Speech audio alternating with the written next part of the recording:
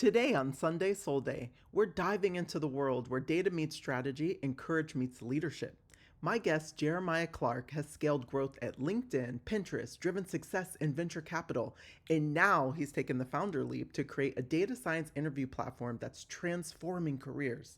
With over 700 glowing reviews and thousands of professionals empowered, Jeremiah's story is one of grit, vision, and the power of blending technical brilliance with strategic execution.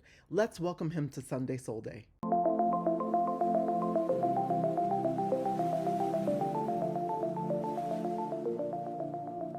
Welcome to Sunday SoulDay, Jeremiah. Thanks so much, Damesha. Couldn't wait to get you on and talk about your journey a little bit. I would love to just rewind things back for the audience and talk about your incredible background in data science. Like we don't have a lot of data scientists on. And so I would love to just talk about your experience. Like, what first drew you into the world of data science, and how did that evolve across the different companies that you worked for? Because you worked for like Pinterest and LinkedIn, some really incredible organizations. Oh, happily.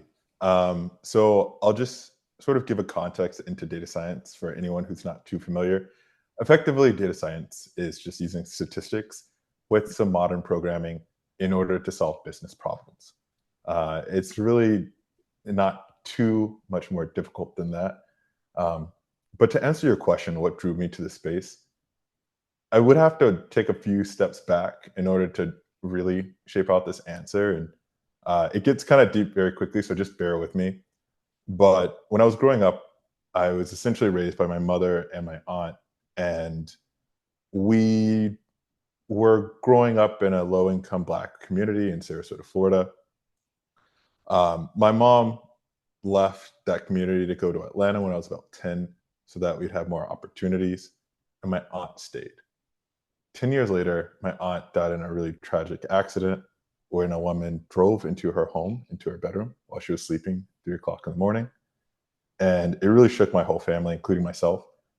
I had to take a lot of that pain and sort of channel it somewhere. And the direction that I channeled it was to try to help as many people that I could at scale. Around the same time, I read this article by Clayton Christensen called The Disruptive Technologies. And it echoed a lot of Clayton Christensen's work. He wrote The Innovator's Dilemma, showcasing that if you want to take on the incumbents of the world of business, the place you should start is with technology. And so with not much more than that as my plan, I switched majors into management information systems and decided I wanted to work into tech. I chose LinkedIn because I wanted to also continue to help people, and they're focused on helping people actualize themselves by getting their jobs in a white-collar job market. And while I was at LinkedIn, data science presented itself more as an opportunity for me to learn more and help in pretty interesting ways than the route that I was currently on, which was actually a sales program. And so it was more of a opportunistic, or I should say, there was a strong need internally for stronger data science support, and I just filled in. I learned pretty much everything on the job. What then brought me into doing data science, effectively sales analytics and data science at Pinterest, was that I started getting good at building data products, and Pinterest needed a very specific person for a very specific problem. Again, a lot of this was opportunistic. I couldn't have planned it if I wanted to, but they were trying to expand their sales market into as many international countries as they possibly could, but they needed to do it in a resource responsible and resource efficient way. Data science provided the opportunity to be able to analyze what were the attributes of success for companies on their platform already that were doing well in ads, and how could we project that to see to predict who would do well in different markets across the world. And so I led and was responsible for that initiative, working with different sales leaders in market as we expanded. I also was the youngest sales analytics manager at the time. I was just 25, I think, 24, 25. And I rolled out over a dozen markets. And in that work, I had to essentially take what was like a 3-week process of discovering which customers we should go after. And I turned it into a Python script, which I could run and then go into a meeting with the sales leader and say, this is who you should go after. What inputs do you have? We would chop it out and then they can launch. So it took this 3-week process and turned into effectively a 30-minute script. That is incredible. That's what's so incredible about data science to me. It's just what it can do and just like how intelligent it allows you to move, within your business. And so, Mm, like, first and foremost, I'm so sorry about your aunt. Like, I could not imagine how incredibly hard that was. Um, and thank you so much just for your vulnerability and sharing that. I really appreciate that. And I love how it kind of thrusted you into a different direction, and really how you challenge yourself because, data science is not that easy to get into, and it's mm, like you're thinking in a completely different way, I feel mm. like. And I think it gets so that it's such an overused word in so many different businesses because a lot of people call themselves data scientists, but they're really more like business analysts or just analyst. And there's so many different, titles for that, but I love that you went in that direction and that at such a young age too, to be able to provide such incredible insights to like really large organizations speaks to, your confidence in yourself, but then also like that they trusted you. Yeah, the trust was very important and something that I think that the data itself, the being able to harness these insights helped a lot with. I mean, obviously, if a 25-year-old just came in and told a person, "Hey, I think that you should go after these customers," like I heard these customers are pretty good, to a sales leader that's been doing sales in, say, France for 20 years, there's not a lot of trust to go off of. But when that same person can say, "Hey, I analyzed over 300 million rows of customer data and platform data to be able to provide you these insights with 95% confidence." I think it helps a lot. Absolutely. Well, and again, it goes back to making data-driven decisions, which I think, we'll get to your entrepreneur journey in a little bit, but I think it makes people like even better entrepreneurs, when they're Mhm. making more data-driven decisions as opposed to, and don't get me wrong, like things should come from your intuition as well, and you should Yeah, have gut instincts, but it's so amazing when you can marry the two, and back them up and then move accordingly, So, um, 100%. yeah, so I love like I just and we'll talk even more about data science, but tell me about your time because you're also the head of business operations at a VC firm, right? And you work Yeah, closely with founders and help them grow their business. Like, I can imagine after your what you did at Pinterest, like that opened a lot of doors for you. So tell me a little bit about that. Like, what were some of your biggest insights and lessons like that you gained during that time? sure. And again, I suppose I got very lucky here because effectively this venture capital firm reached out to me and said, "Hey, the thing that you did for Pinterest, we would love if you did in house Really? for us. We have this problem where all of a sudden founders are coming out from all directions of the internet, and they're no longer just being clustered around our network centers in San Francisco and Boston. And so we need a way to be able to see quality companies that are popping up all over the world, which is very similar to the processes that I was running and created at Pinterest. Um, and in addition to that, helping them operationalize more efficiently. Uh, there's a lot of work to be done in just understanding what's in your pipeline and how can we increase that and how can we make sure that we're checking in at the right times. And so that was my work for venture. Your subsequent question of what were some of the biggest insights? I mean, there's so many. I don't even know where to begin. But I will just say this: I think a good analogy to fit the holistic view of my time in venture was there are two kinds of businesses, from my perspective. There are oak trees and there are coniferous trees. Oak trees or other broadleaf trees, their uh, whole survival strategy is to try to grow as quickly as possible and soak up as much sunlight as possible, as soon as possible.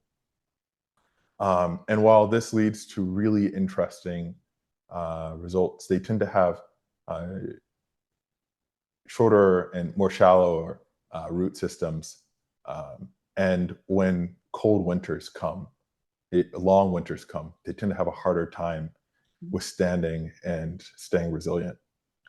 The other type of tree is the coniferous tree. The coniferous tree spends a lot of time taking its root system and digging as deep as possible, trying to make sure that it's got a solid base before it tries to spring forth.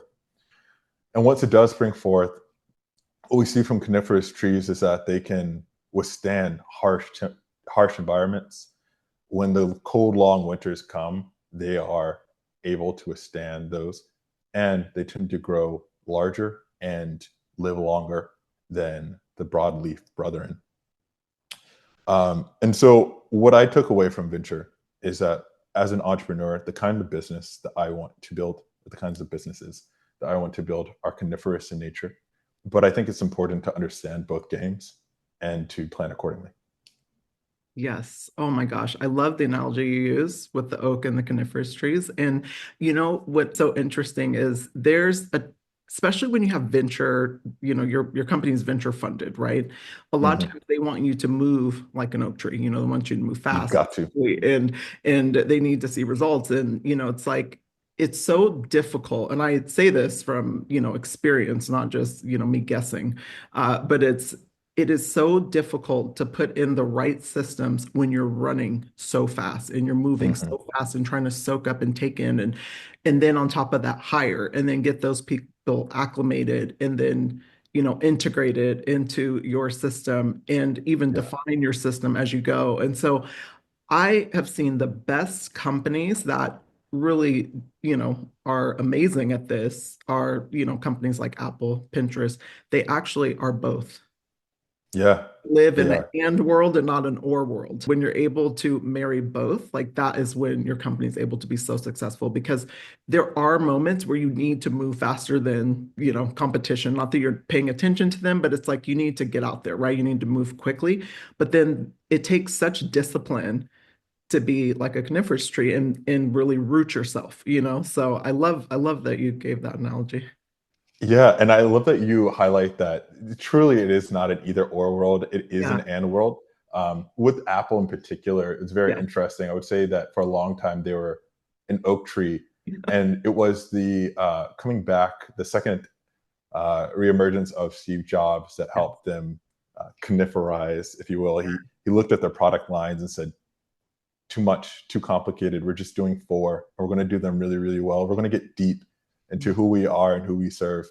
And I would argue that that foundation, that reestablishing of their foundation, is what's allowed Apple to continue to thrive as they have.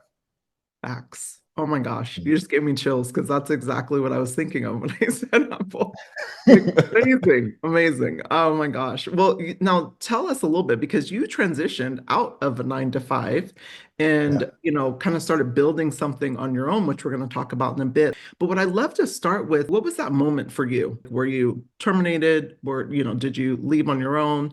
And then also, like, what was kind of your mindset shift to do that, like, while you were transitioning from employee to founder? Yeah, this is a great question. I think that there's a couple of things to keep in mind. So the first is that um, when I set out on that journey to enter into technology, it was always in the back of my head to eventually become a founder of a tech company. That's why I wanted to start at LinkedIn, because I wanted to start immediately helping people. That's why I switched to Pinterest, because their problem was a scale problem, and learning how to scale is very important for an entrepreneur. And that's why I went to venture, to understand what is this whole founder venture game like. When I was in venture, so I suppose that transition wasn't a singular moment per se, but so much as like a realization of a lot of different individual moments coming together. Um, Starting all the way back to my aunt's experience to when I was in the venture firm, I started having these interesting dreams.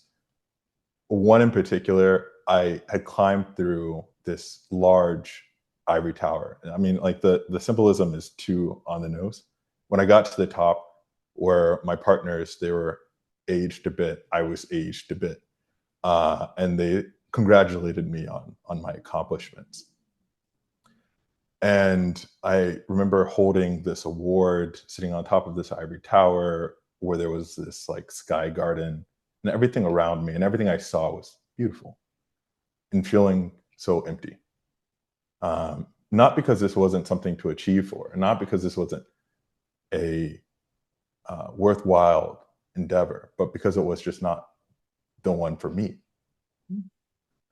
And so around this time, the venture market, and arguably the venture market is still struggling, but they were going through a particularly challenging portion where they were saying that a lot of the valuations of the companies that they had put into were not reflecting in the subsequent round. So to break it down for the general audience, the best analogy that I can say is like, imagine you are betting that a tree is going to grow really, really fast, but then it doesn't grow as fast as you expect. The problem with that is that so much of the way venture capital firms get funded is by accurately predicting the growth of their investments. And so there is a lot of instability around 2023 or 2022, 2023 Yeah. around venture companies were en masse telling their founders to lay off their employees so that they can be more efficient to make their next rounds. But effectively, everyone was looking at getting a reduction of equity and a reduction of outcomes. As a result, my firm went through a series of layoffs in which I got laid off. But they were really supportive and suggested and offered many opportunities for me to meet and connect with different firms that they invested in and potentially transition to one of those. But coincidentally, around the same time, the exact same month, actually, ChatGPT dropped, and the world changed from my perspective. Two really big things. And even though I had access to ChatGPT 3 beforehand, I think there were two really large things that I realized from the ChatGPT October 22 experience. The first was that this was going to be the biggest technology of my lifetime. And the second was that it also enabled anyone who is tech adjacent, honestly, anyone, to create things that they may have had a harder time to create before. It lowered the barrier to entry for technology. And that was something that I was keenly interested in, given the idea behind the technological, the innovator's dilemma is that new technologies can introduce innovation. That innovation can disrupt incumbents. And so it sounds easy to say back like now that we're in 2025, but in October of 2022, I was whole set on going all in on AI and trying to make it as close to a symbiotic relationship for me as possible. So I knew that instead of going back to a 9 to 5, I needed to figure out how to do contract work so that I can continue on getting revenue and understanding this technology and applying it. And then two, building my own AI products so that I had an ownership in something that I cared about that contributed to the world. Thank you so much for sharing that. And I love that you shared that you were laid off. I've been laid off, I've been fired, I've left companies. And I think there's so much shame around that, and people feel, bad about it. But I'm like, if you look at it through a different lens, it really presents so much opportunity. Yeah. What that opportunity is for you to self-reflect and take the time that you just maybe didn't have, during your working days because you're just working, working, working, or even just shifting into something new, something bigger, better, or something a little bit less to give you, again, more time for yourself, or going on Yeah. your entrepreneur journey. So I love that you talked about that. Yeah. I mean, personally, there's two things I reflect in the layoffs. The first is, well, three things. The first is that layoffs are very interesting because I feel like the people who have the most shame are the people who are getting laid off. Where in reality, it's the management team's shortcomings that, and not just in my firm, but like if you were to take around that time, there were a lot of companies, Google, Microsoft, pretty much everyone, having these large scale layoffs. But the weird thing to me, and oftentimes when they laid off their employees, their stock increased. But I always thought it was very strange because if anything, that just indicates that those companies did not plan and execute very effectively, and their management team more or less getting rewarded for it when they're the ones at fault. Yeah. But I digress. The second was that being laid off is very advantageous in some ways because it provides you with a severance check over extended amount of time where you can just focus on building or investing in yourself and however you best want. So it actually is like a pretty solid startup. And then the third is, I think we're seeing this now broadly and more holistically, but what I would advocate for anyone who is on the fence of their 9 to 5 is to understand the game of capitalism as a game of ownership. And in any context in which you're not the owner of the thing or a large portion owner, you are one, not, in my opinion, playing the winningest game of capitalism, and two, also allowing opportunities for other people, a mismanagement. Again, we're seeing it with these layoffs from an organizational perspective. You're not necessarily going to be the one who has to pay for it. So I would think about it in terms of how do you maximize your ownership in this economy. Yes, absolutely. That was a huge theme in my household. After parted ways with the final company that I worked for, I won't say forever because I don't know what the future holds or if there's Mm, another opportunity that will spark something in me. But after I parted ways, like ownership was such a big thing for me. And I think, a lot of times, especially these larger organizations where people have been there for years and years and years, they got so comfortable, thinking that that was safe. And it really yeah. is not that it's not safe. I mean, even you being an entrepreneur isn't safe, right? But at No. least you're betting on yourself and you have a lot more control, and ownership as Yeah. you're talking about. So I love that you talked about that. Um, but before we go into actually what you build, because I know I'm so excited to talk about that.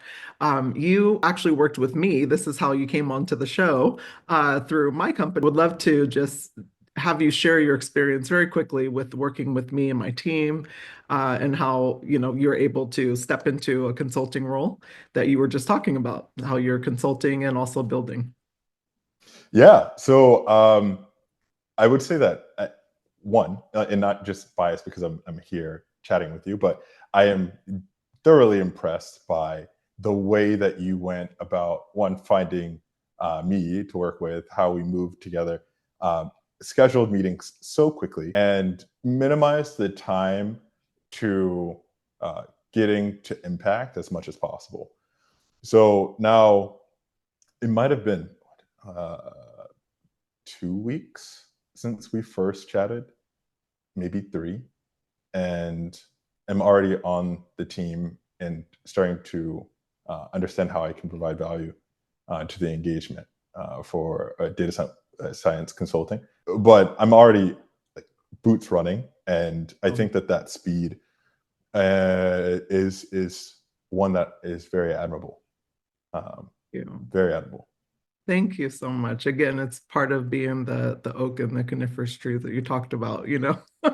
It's like, in some cases you have to move quickly, right? When things need to get done swiftly, but then also you want to make sure your roots are there. And I think something that I've always taken, whether I was working internally at a company or working, as a consultant myself, and now building my organization, is just to operate with, you know, speed, but also like making sure that I'm finding the best Yeah. talent, for the person. Not necessarily, not always the organization, but I start with the person because, Mm, like in the person that I'm serving, because I want to make sure that, the relationship gels, and can grow yeah. into something even outside of that particular opportunity. And I think it's really served me as a recruiter, my entire career is I don't always start with the organization. I think that's where a lot of people get tripped up because they're always Mhm. looking for the cultural fit, and I think that's only a small portion of it. People should be looking for cultural addition, and who can add to the culture of whatever organization, even if it's a contract, position or consulting role, is always looking for someone who can add, to not just the organization, but also that person. And so Mhm. that's what I looked for in you. And I saw you're awesome. I knew after our first conversation. So Oh, thanks. I'm really just trying. Just playing the game of life the best way I I can. love it. I love it. Well, tell us about the platform you built, for data science interviews, excuse me. What's the name of it? What problem are you solving? And how did you go from idea to execution? Yeah, of course. My platform's name is interviewmaster.ai or Interview Master. Its primary focus is helping simulate technical interviews for data job seekers. And what that means is for a lot of data job seekers, like data scientists, data analysts, and everything in between, there is a portion of their job interview process where they have to be evaluated on their technical chops. How well do you do the nitty gritty of the job? And one of the biggest filters is how well they can execute on a querying language called SQL. Weeds out an incredible amount of people who have been working in SQL 9 to 5 for years because it's a very challenging interview. I think that the premise of this application is to simulate that interview so that using AI, so that data job seekers can showcase themselves in the best way possible. And people who aspire to be data job seekers can learn what the bar is. That is amazing. Now, how did you go from idea to execution? Like, is this something that you've been thinking about for a while? I mean, like, how did you come up with that? Because that is really cool. Thanks. So the idea behind this originated 2 years ago, but in a completely Hmm. different context. And going back to my roots at LinkedIn and helping people actualize themselves using technology and helping them get a better jobs, which I could go into a long rant around. That's the best way to help move a group of people forward is to help them get more economic access because they know what they need in their lives. Um, that was a problem that was near to my heart, and I saw that AI technology could help with that. So 2 years ago, I parked on this domain name, interviewmaster.ai. Where it became more focused on data job seekers is my girlfriend is a data influencer on LinkedIn. And as a result, she has a lot of clients that she helps coach into data science roles at Fang or Ming, Meta, Apple, Amazon, Netflix, Google companies. And her services are pretty strategic and high level, but a lot of her own clients were struggling with this first filter of the interview process. And so this was to help both her clients uh, focus more on the strategic elements of the interview process, while also making these services more available to the broader audience that also needs support in this interview portion. If there's any one advice on actual on the ground building that I can give based off of my experiences, validate your idea. And this was working alongside her was incredibly useful in validating the idea for two reasons. One, I could observe the pain. But two, when we needed to test out and build the product against people who were actually in the process of interviewing, we could easily connect with them and get their raw thoughts on the developing product in real time. And the reason why that is so important is because I feel like me, for example, one of the I taking a look at how business is operated from an educational perspective, like a business degree, or even from a tangential experience like venture working with founders, you think that you know business. you think that you get it, and you don't, in my opinion, truly understand business until you're on the ground with customers and you're solving their pain and you're providing value and they're exchanging that value for cash. Yes. Like, Thank you for saying that. No, it's, oh my gosh. Like I have this conversation all the time, and it's not to take away from anybody with MBAs. Shout out to you for going through school and doing all of that because it's not an easy feat. But I also think that there's nothing like experiential, and a lot of times when you can marry the intellectual and the experiential, that is when you're in the sweet spot, but a lot yeah, of times people rely heavily on the intellectual, because they don't have the experience. And so I love that you called that out. And what a gift, with your girlfriend, having people to be able to validate, for you, like that's incredible. And also probably made your offering so much better for the masses, which is why, I mean, you have over 400 plus glowing reviews on this, which is yeah, yeah. Actually, incredible. 700 now. Oh my Yeah, gosh. 700, Oh my gosh. 4.9 Amazing. stars. And honestly, the reviews are the best part. The reviews are everything from like, this helped me get my job, Yes. Amazing. to um, I've been looking a long time for something like this that's real and hard and can actually help me.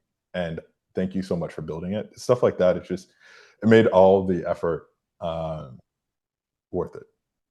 Now, how did you get your business out there? Like where people could test it? Like, how did you market it?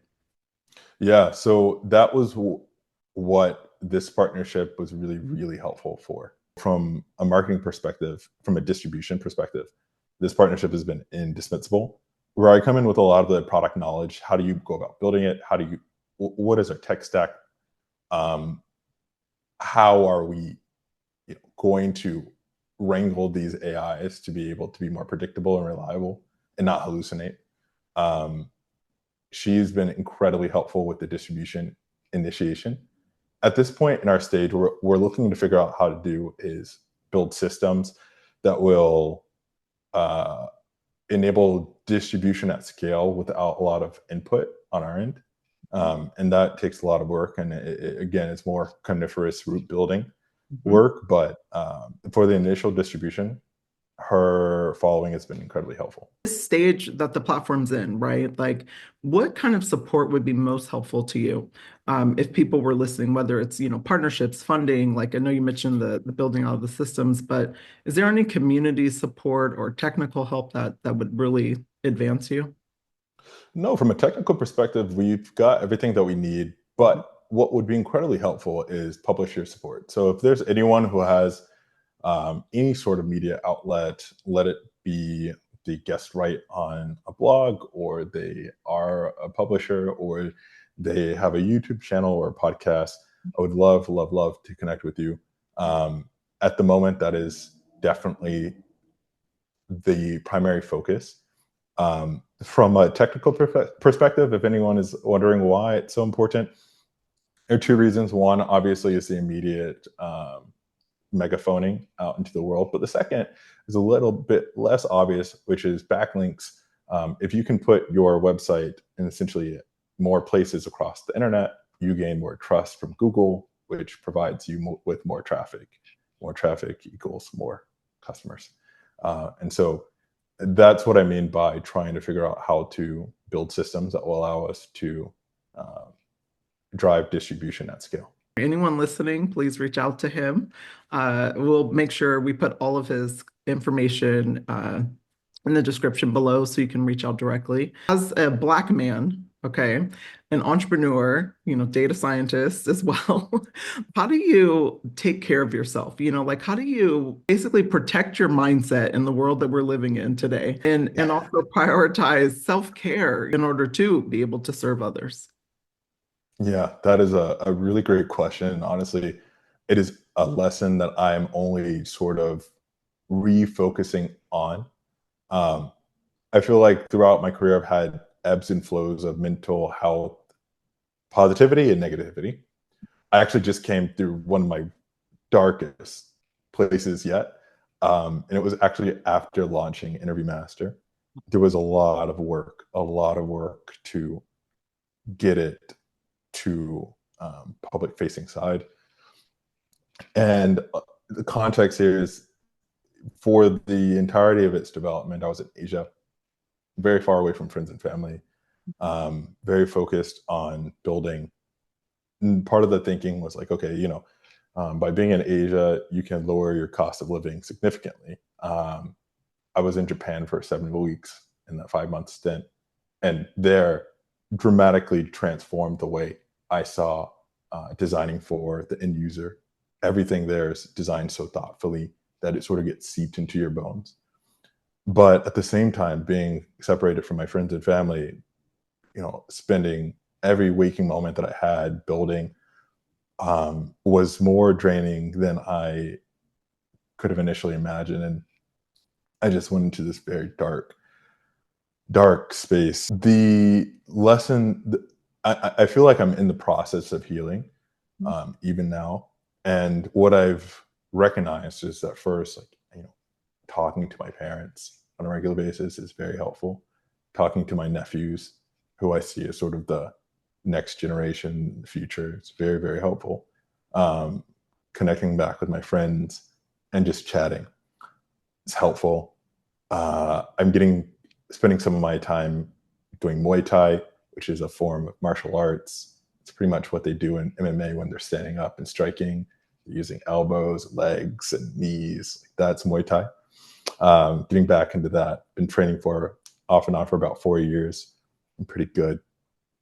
But all these things help. But I think the number one thing is in the mornings, I have this little ritual of, it's going to sound very strange, but I try to do the thing that I physically least want to do. And for me, that is stretching. I would prefer to avoid stretching at all costs. So I do a toe hang, like a over, like, yeah, toe hang for 10 minutes. And my back is screaming, my knees are screaming, my hamstrings are screaming. And I just sort of sit in it. I know that sounds very weird, but the idea actually comes from Vipassana yoga, Vipassana meditation technique. And in Vipassana, which some say was developed by Buddha himself, the idea is you want to establish equanimity. That is to say, you look at good things and bad things the exact same way, and that you let them both pass through. Boy. You don't avoid the bad things. You don't try to go towards the good things.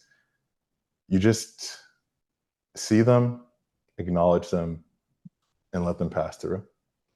And so, how does this relate? Well, I don't want to do this thing, and I feel a lot of pain. And so, instead of trying to avoid that pain, I go into it and I try to sit in it. And I have all these mental conversations in my head, trying to negotiate to do less time, trying to, like bend my knees so it doesn't hurt as much.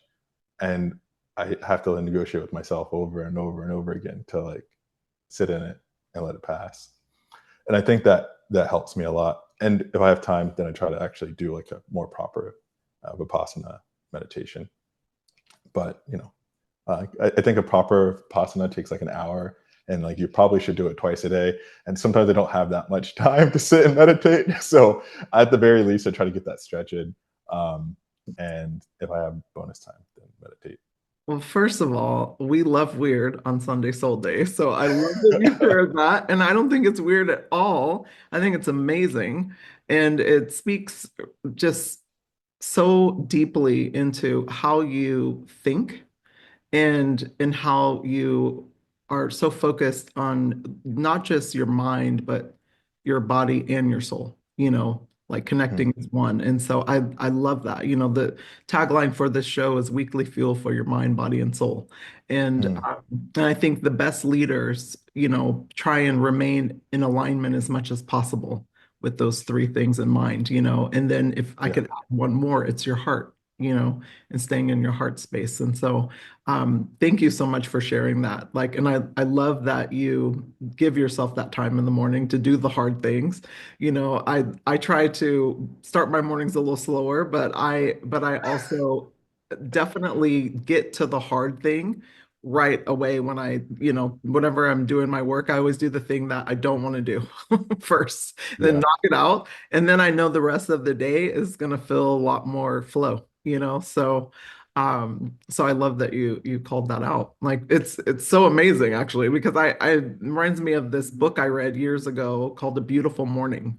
And it's Mm, by Ashley Ellington Brown. And I remember I read this book during a pretty dark period of my life, and I mm, just had my children and was in a relationship that didn't work and just wasn't healthy for either of us. And I came across this book and I was like, that's exactly how I want to feel. And so I read this book, and each entry was a woman that talked about her morning rituals, her morning routine and how it fueled herself back up. And I mean, there's so many different options in there. And I like remembered how important having a morning routine was. And so fast forward, full circle moment for me was actually interviewing Ashley Ellington Brown on my show. wow. Isn't that amazing? So The universe works in mysterious ways. oh, I'm so grateful. I'm so grateful. Like, I mean, even this conversation has been just, it's fueled my soul, like in so many ways. It was even more than I could imagine because, you only get to learn so much about a person when you're going through the interview process. I try and extract pretty good, but Yeah, but and it's targeted. this was amazing. I'm so grateful you came onto the show. And, before we hop off, like, tell the audience, like, what's next for you? Like, what's next for your platform? You working on something else? Tell us. Yeah. So I mean, there's a lot of things. There's the contracting for data science. There's Mhm. scaling out Interview Master, but there is also one more passion project. I mentioned my nephews briefly. Mhm. The eldest are in high school right now, and they're preparing for college. And right now, the conversations around college admissions, very interesting one, especially for young Black men. And so I'm developing in the early stages of developing upon an idea that I think is fairly simple, which is what if studying for the SAT was more like learning and using Duolingo? What would happen? Like, Amazing. how would students respond to it? How would what would their performance look like after getting a 90-day streak, 120-day streak? Um, and how could that change what is one of the biggest problems of the SAT, which is accessibility for everyone? I, I'm in the very early stages of this, but there's a landing page with the wait list on it. If anyone who's listening is interested in this question, please go to leapsat.com, fill out this wait list. I would be more than happy to connect with you, tell you how far along I've progressed. If you're a parent, I'd love to have your student use it. If you're a teacher, I'd love to have your class use it. Or if you're just curious on where it's going, I will be providing updates via email. And so that's, I think, what's next. It's going to be interesting finding the time and scoping that out. But I I think it's something that should exist, selfishly for no other reasons and then to help my nephews. One's looking at going to Yale, and so getting his SAT to a nice spot is going to be very important. Um, and hopefully, I can scale that out to more people as well. You will. I'm not even worried. No, hopefully. I love it. Well, gosh, thank you so much for this conversation. Just your energy, your vulnerability, so beautiful. Thank you so much for blessing Sunday Soul Day. No, thank you for inviting me. It was a surprise and an honor. And again, thank you so much. Thank you. And everyone, as always, have an amazing Sunday. And do us a favor, leave your favorite part about this interview in the comments below.